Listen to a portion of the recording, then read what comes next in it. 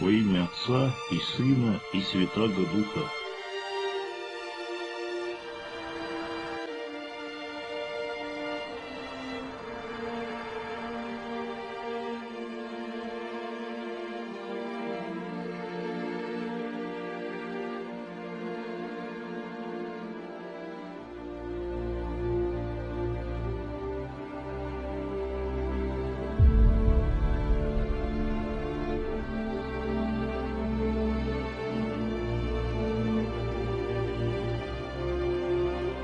Дорогие братья и сестры,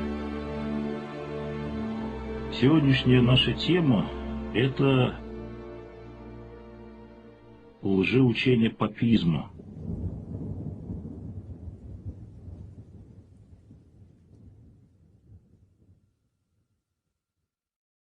Папизм – это еретическое лжеучение, которое активно атакует богоустановленную царскую власть.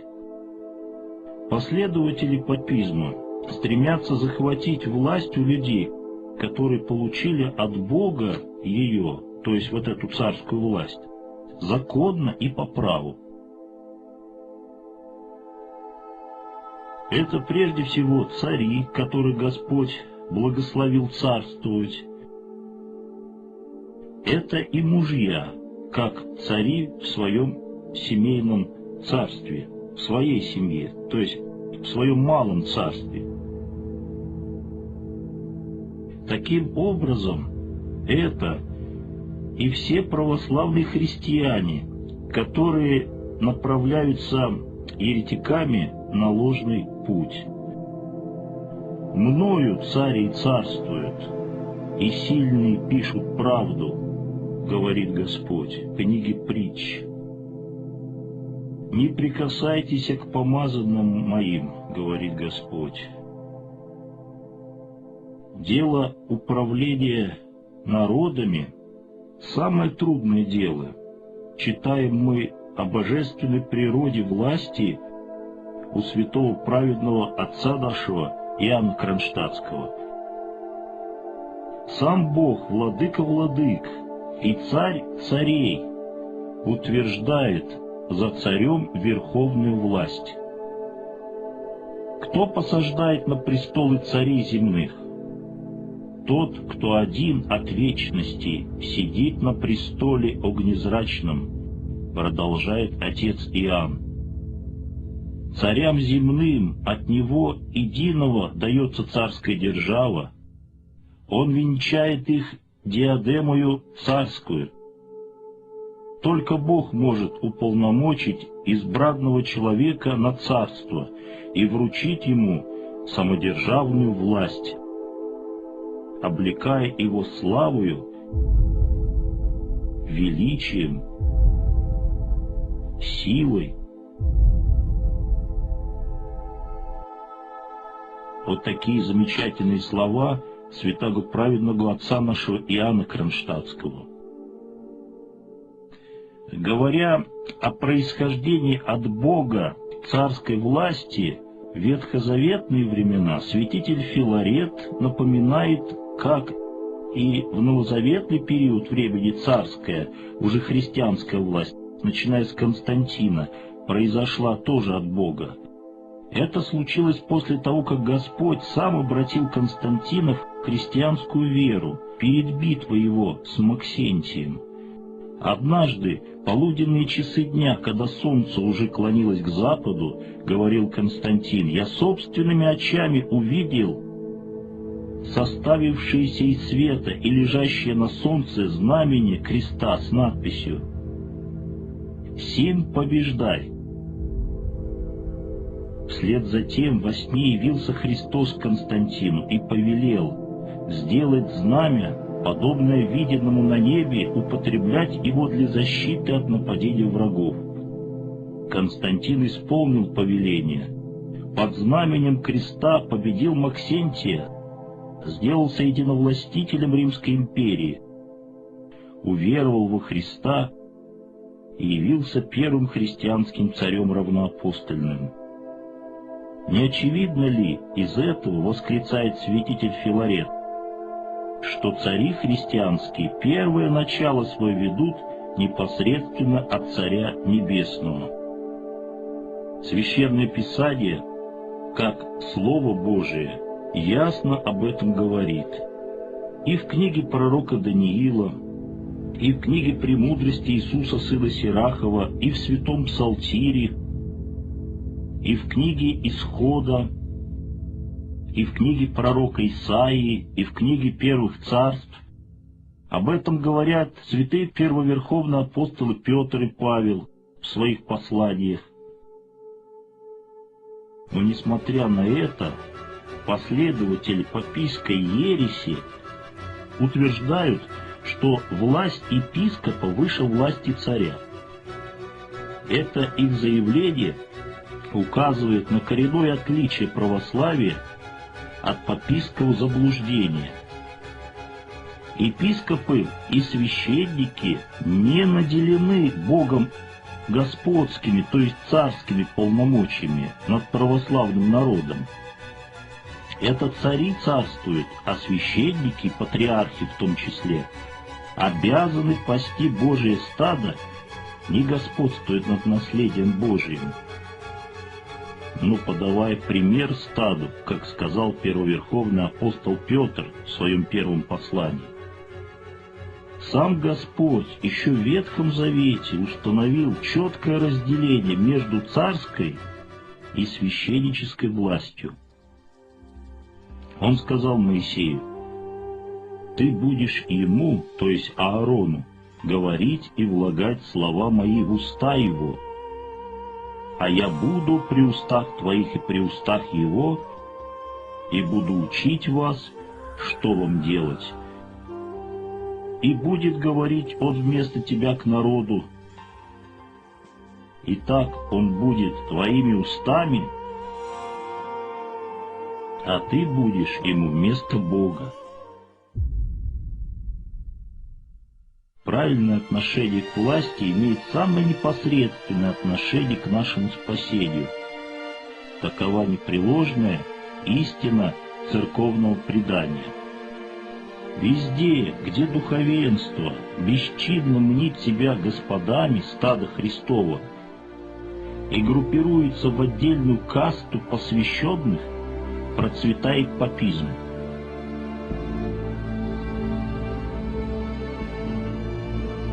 И как больно бывает некоторым людям эту истину осознавать, но людям, ревнующим выполнять волю Божию, приходится это делать.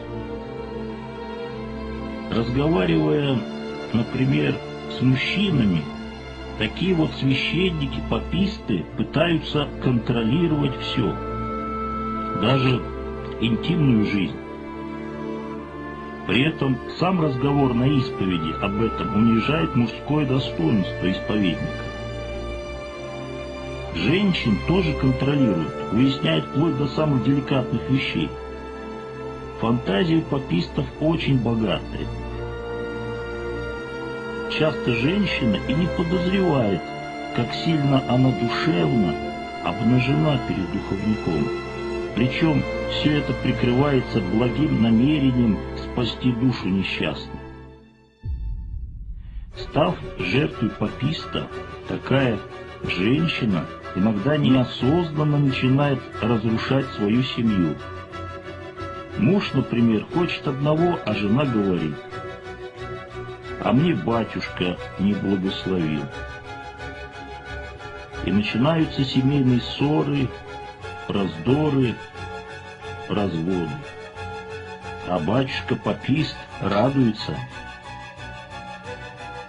Он только что захватил царскую власть в этой семье. Своровал ее у законного царя, главы семейного царства.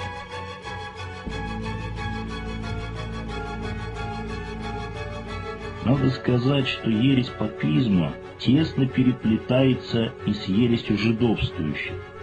Эти две ереси сейчас словно паутиной опутали многие-многие наши приходы. Некоторым, может быть, кажется, что папизм далеко на Западе, в Ватикане пребывает. Но уже многим людям становится ясным, что это беззаконие вокруг нас происходит, и активно борется с царственным духом истины Христовой. Настоящий духовник или духовный отец помогает человеку разобраться в богословских вопросах. Он направляет своих духовных чад к Богу. При этом он не должен царствовать или господствовать над своими прихожанами. На исповеди священник просто гость, свидетель, которого пригласил сам Господь на эту встречу с грешником кающимся. Человек, братья и сестры, исповедуется не священнику, а Богу. Духовник может помогать, советовать, если его просят. Но не нужно лезть в душу и устанавливать там свои правила. Духовный отец соотносит свои советы с заповедями Божьими. Часто сам Господь говорит через иерея. Но священник при этом просто проводник воли Божьей. А если думает, что это он такой умный, то это означает только одно. Им овладела гордыня бесовской. И имеет место элементарный папизм. Сначала такой священнослужитель дает вам совет, хотя вы об этом его и не просили, а затем он начинает повелевать вами. Откуда же в нашей русской православной церкви пошел этот папистский принцип? От совета к повелению. Обратимся к нашей истории. С еретиками латинскими мы сражались еще при святом благоверном князе Александре Невском. Бивали мы тевтонских рыцарей. При святом благоверном государе нашем Иоанне Васильевиче задавали жару Ливонскому ордену, а со святыми Козьмой Мининым и благоверным князем Дмитрием Пожарским очищали Москву от поляков-папистов. А вот у нас, внутри церкви, ересь папизма ярко о себе заявила в 1654 году. Отправляясь в поход на Польшу, наш благоверный государь Алексей Михайлович оставил патриарха Никона правителем государства. По возвращении с войны, встреченный патриархом в Вязьме, царь от радости при свидании наградил Никона титулом «Великий государь». Обращаю ваше внимание, братья и сестры, что в словаре Брагауза Ефрона написано, что термины «господин», «господарь», «государь» в древнейших письменных памятниках употребляются безразлично. Государь и господин по своему значению одинаково употреблялись для почтительного обращения среди бояр и князей. Назвав Никона великим государем, или что одно и то же великим господином, Алексей Михайлович хотел уважить своего любезного друга. Они ведь были близкими друзьями. Но прошло 4 года, и эта дружба вдруг куда-то исчезла.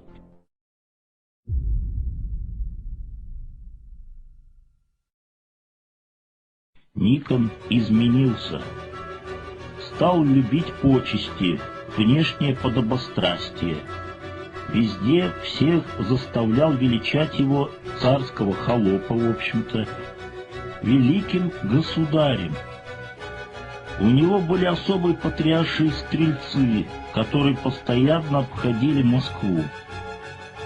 Они следили за порядком, и как только встречали священника или монаха, нарушивших что-либо, немедленно брали их в тюрьму и подвергали поношению. Замеченный в каких-либо нарушениях, священнослужители наказывали чересчур сурово, немилосердно ссылали в сибирские монастыри, имел место, братья и сестры, и произвол. Трепетали перед патриархом Никоном и государевы люди. Заметим, что произошел раздел на патриарших и государевых людей, которые говорили: «Николи где такого бесчестия не было, чтобы ныне государь выдал нас митрополитам». Святитель Макарий Московский пишет в своем обширном труде по истории церкви, что же должны были они чувствовать, когда Никон сделался вторым великим государем, что то же самое великим господином, начал давать свои приказы и указы, заставляя их стоять перед собою и с покорностью выслушивать его волю, публично обличая их за то или другое, не щадя их имени и чести. Могли ли они не употребить всех своих усилий, чтобы свергнуть Никона? Вот что говорил простой народ. Патриарх окружил себя недоступным величием, возлюбил стоять высоко, ездить широко. Сетовали потерпевшие. Народ указывал царю, что патриарх ведет себя бесцеремонно, посягает на права и целостность царской власти. Но государь и без жалобщиков видел, как изменился к нему лично его старый друг Никон. Алексей Михайлович был необычайно мудрым и очень добрым царем. Он, как истинный отец, любил и уважал свой народ. Любил он и Никона. Поэтому вначале их отношения постепенно стали охладевать. Но затем это охлаждение вылилось и в дела.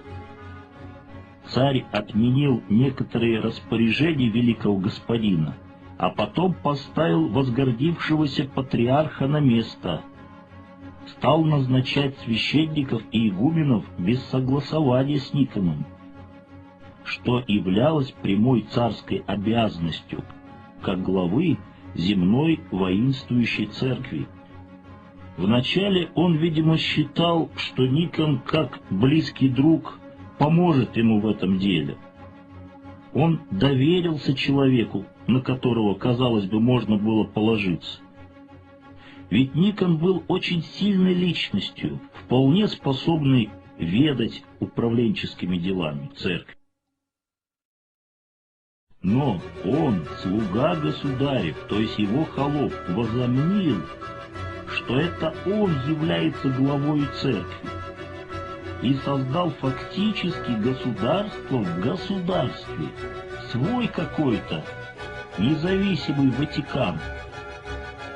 И в июле 1658 года, то есть через 4 года, терпение государя лопнуло.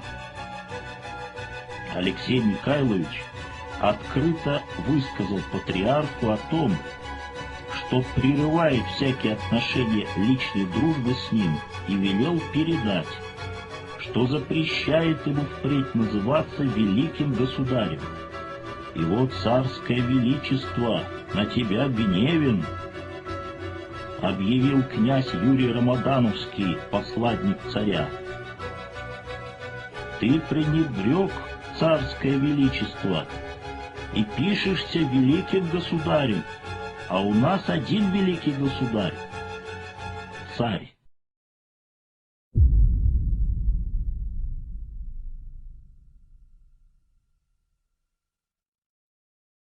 Таким образом, братья и сестры, папистский принцип от совета к повелению пошел с Никона, который стал считать себя папой московским,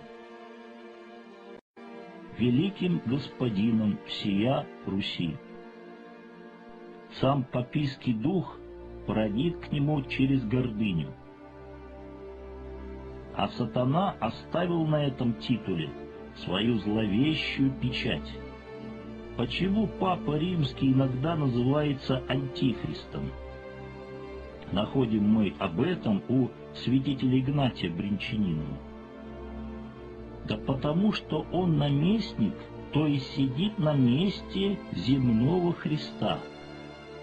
А Христос земной или Христос на земле — это наш самодержавный государь. Так как его мы так и называем — Богопомазанник, Христос Господень. Все святые отцы его так называли. Вспомню хотя бы речь святителя Дмитрия Ростовского. Когда мы молимся, братья и сестры, то мы имеем дело со словесными образами, которые соединяют нас с Господом. Зная, что царь есть образ одушевлен царя небесного, как сказал преподобный Максим Грек, мы, произнося в молитве имя царское и его титул, соединяемся через этот образ Христов с первообразом, Господом нашим Иисусом Христом.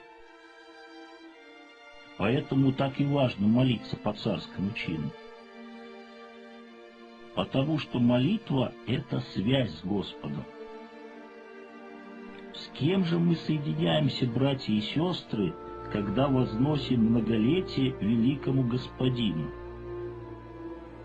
Или, что тоже, государю? А этот титул сейчас носит наш патриарх Алексий II. С кем же мы соединяемся, братья и сестры, когда этот титул стоит на месте царском? То есть патриарх молитвенно является наместником Христа земного.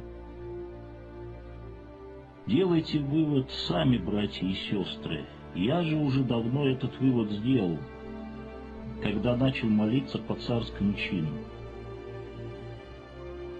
Я понял, что везде, где в молитвах упоминается земной Христос, наш государь, они вписали великого господина с 1917 года.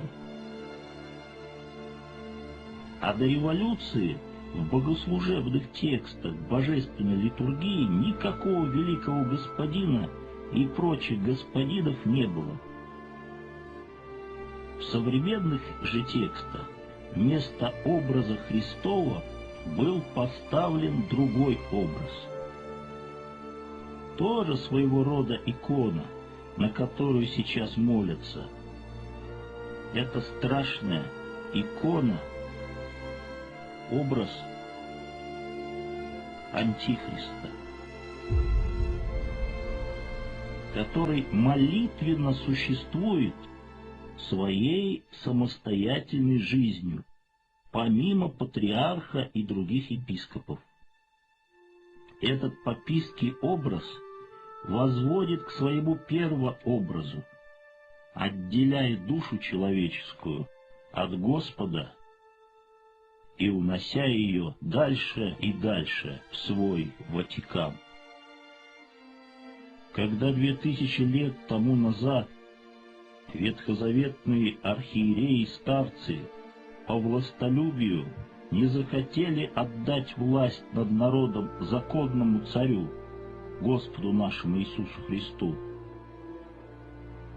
так и в 1917 году.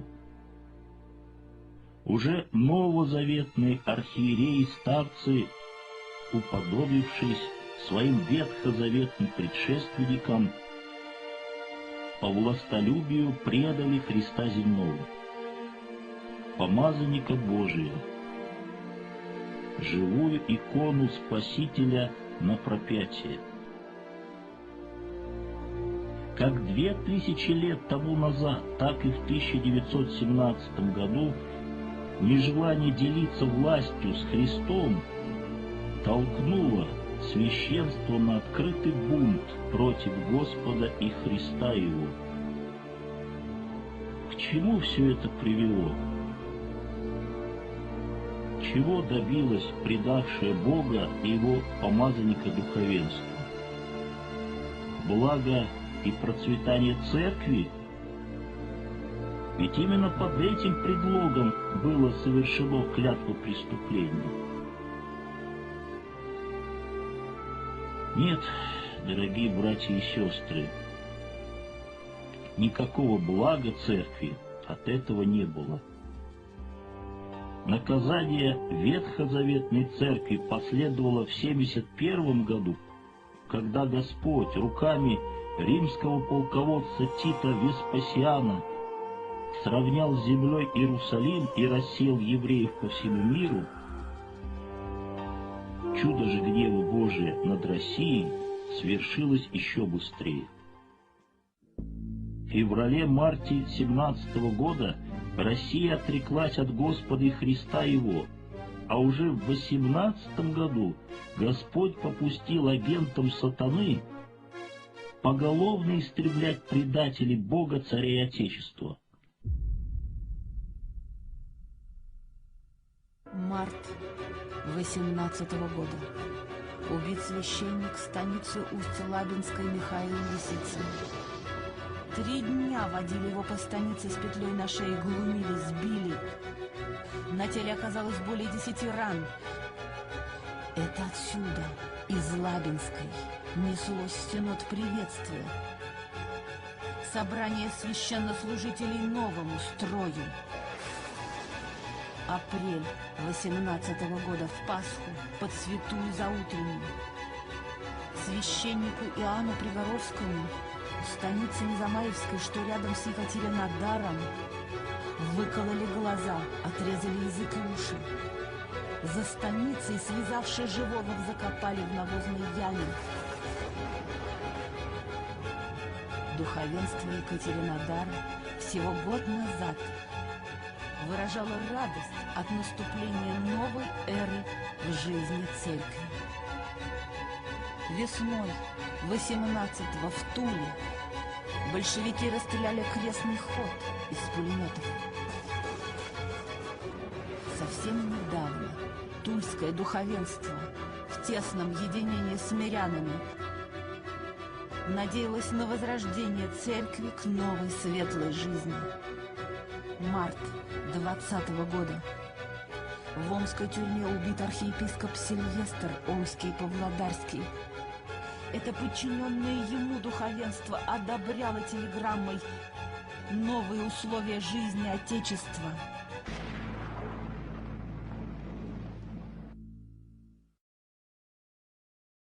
Ответственность пред Богом понесли духовенство, дворянство, купечество и интеллигенция. Неужели этот грозный урок истории ничему нас не научит? Нашим архиереям захотелось жить без царя, но как при царе. Ими была попрана присяга верности Господу Богу и православному царю, законному отцу народа. Клятвопреступники прекрасно знали и об 11-м анафематизме, неделе торжества православия. Они его просто отменили. Они знали, что полагается помышляющим на бунт и измену. Они не могли не помнить и о клятве верности 1613 года. Но ересь папизма ослепила их разум, а гордыня затуманила их совесть. Созвав собор 17-18 годов, они путем жребия выводят из своих рядов патриарха.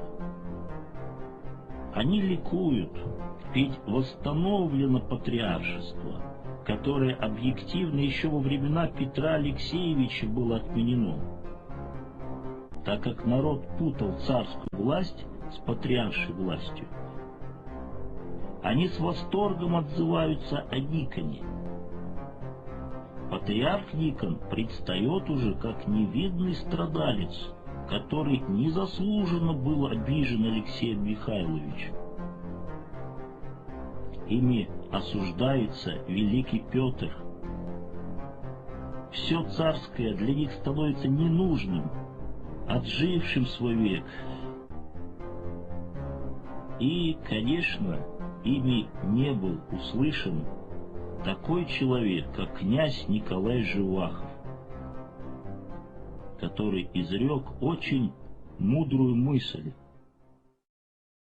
Раз нет монарха, не нужно и патриарх.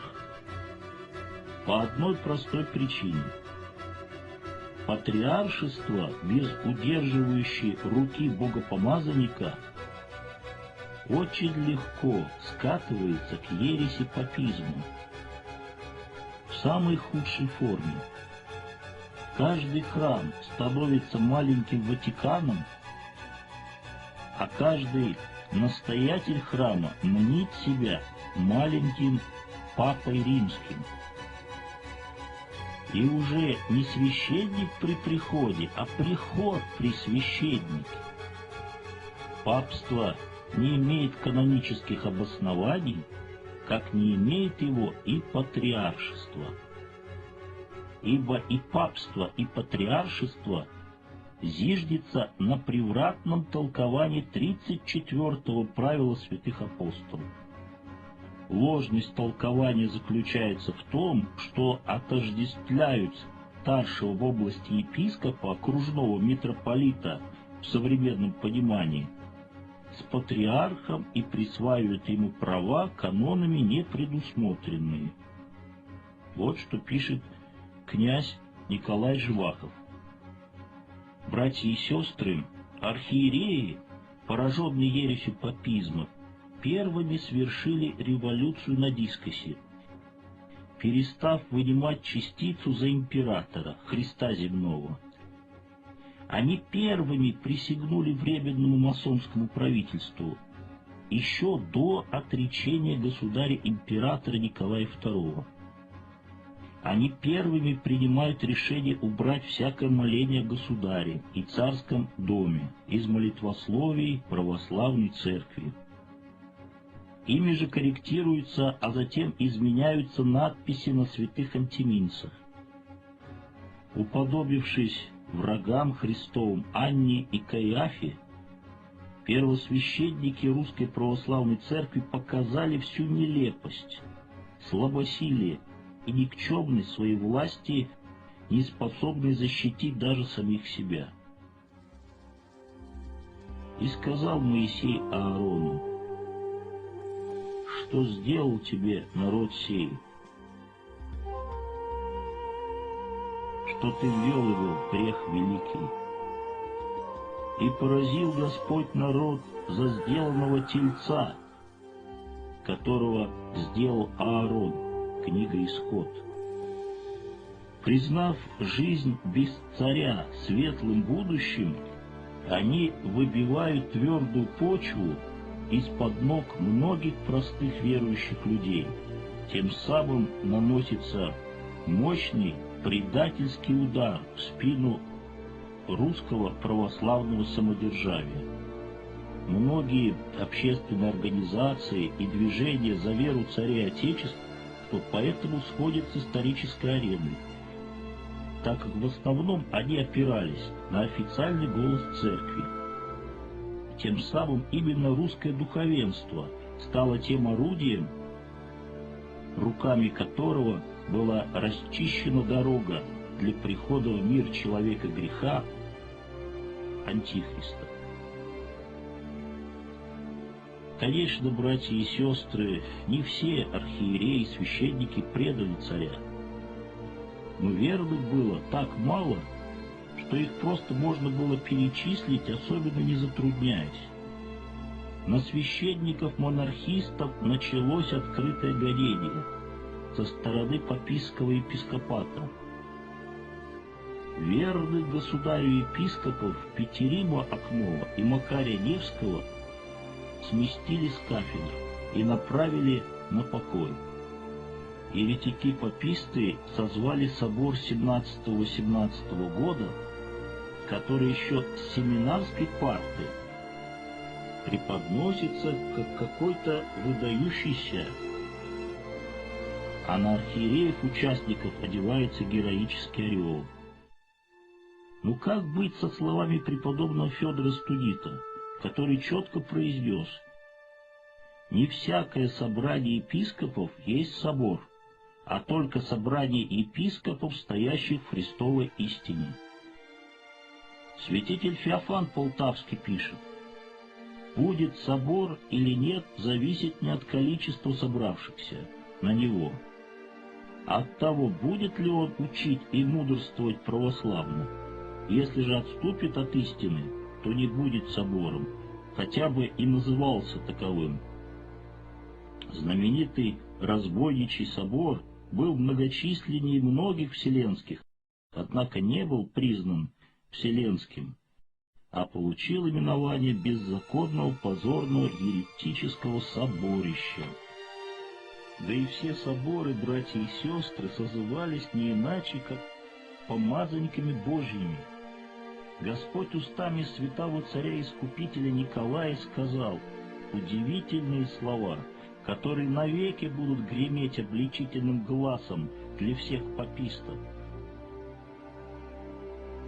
«Признаю невозможным совершить переживаемое ныне тревожное время созвание Поместного собора.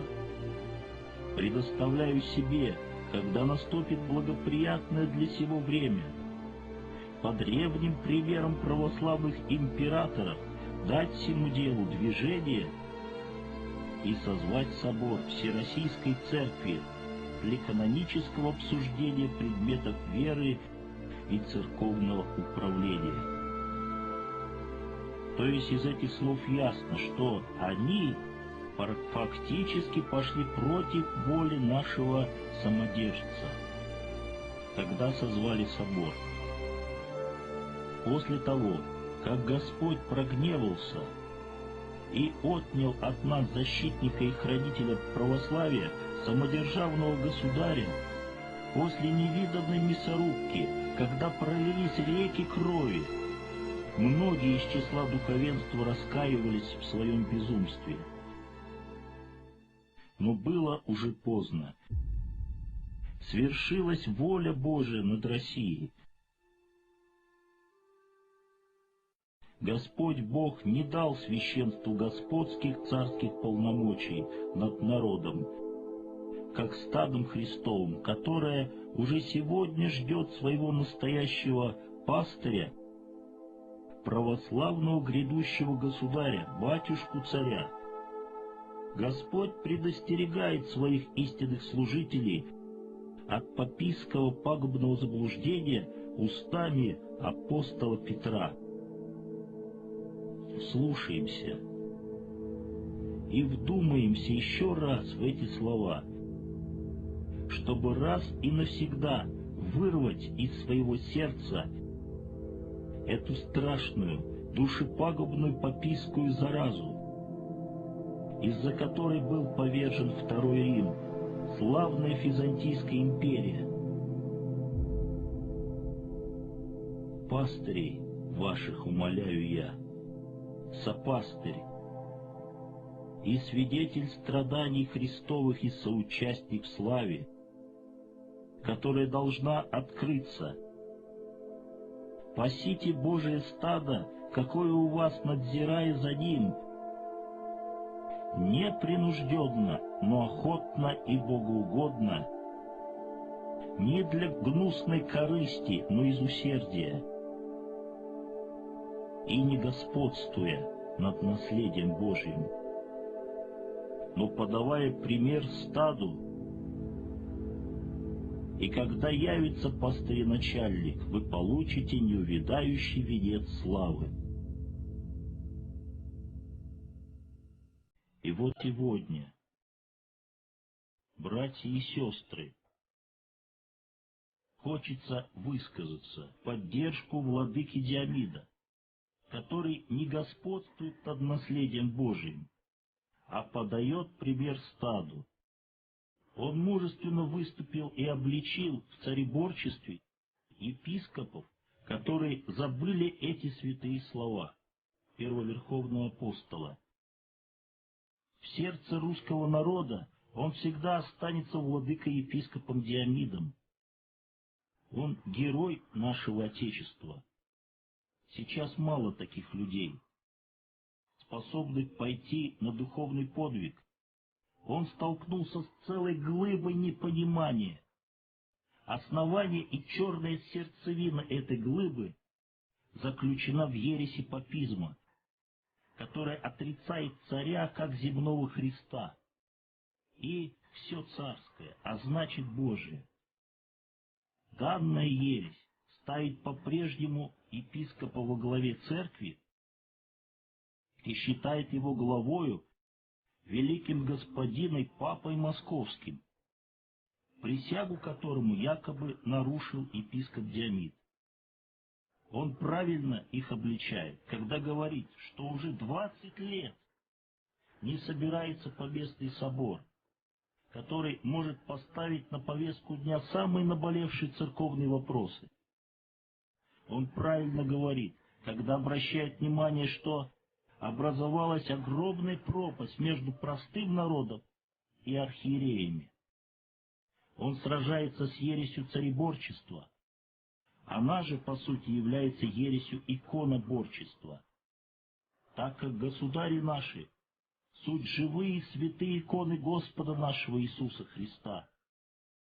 Его мысли хорошо согласуются и с высказываниями святых угодников Божьих, таких, например, как святой праведный Николай Псково-Изерский, который говорит: «Кто любит царя и Россию, тот любит Бога. Если человек не любит царя и России, он никогда искренне не полюбит Бога. Это будет лукавая ложь». Этот епископ даже в суровую стужу и при сильном ветре, в жуткую непогоду идет, чтобы причастить болящего ребенка, всех своих верных чад. Он все время с народом. Это воин Христов, которым уже восхищаются многие-многие верующие люди. Похоже, даже люди далекие от церкви, и то начинают сопереживать ему. Хотелось бы укрепить его словами апостола Павла: «Терпение нужно вам, чтобы исполнить волю Божию, получить обещанное, ибо еще немного, очень немного, и грядущий придет, и не умедлит. Праведный верою жив будет, а если кто поколеблется, не благоволит тому душа моя». Мы же не из колеблющихся на погибель, но стоим в вере ко спасению души.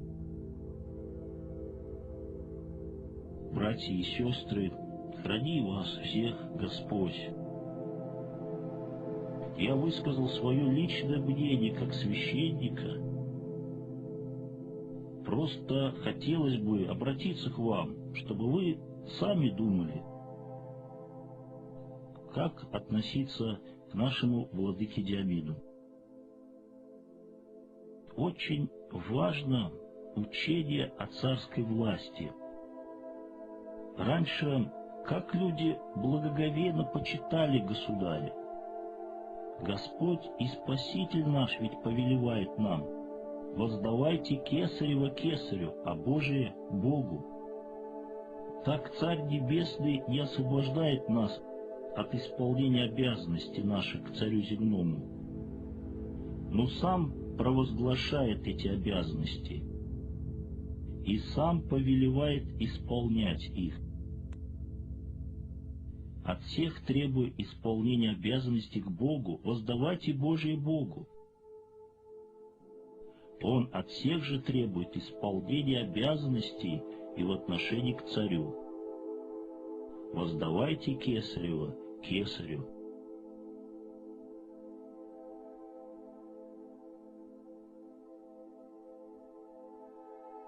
братья и сестры, этот анафематизм читался всегда в наших православных приходах, во всех церквях, соборах,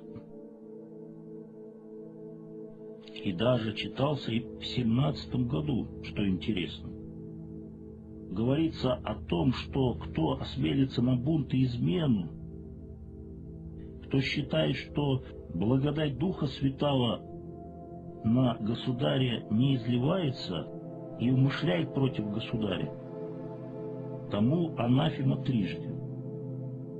Вот такой примерно вот смысл этого анафематизма. Но когда созвали собор 17-18 года, они оказались в ситуации, когда начал их обличать вот этот самый анафематизм.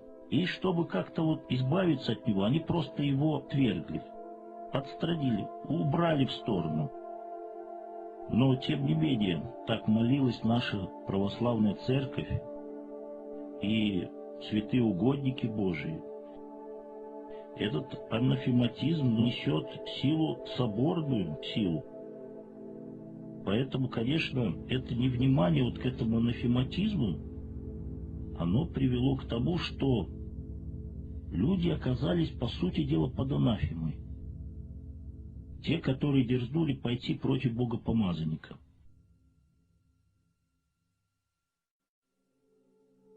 Божие всем благословение. Укрепляй всех Господь, с нами Бог. Разумейте, языцы, и покоряйтесь, яко с нами Бог. Аминь, братья и сестры.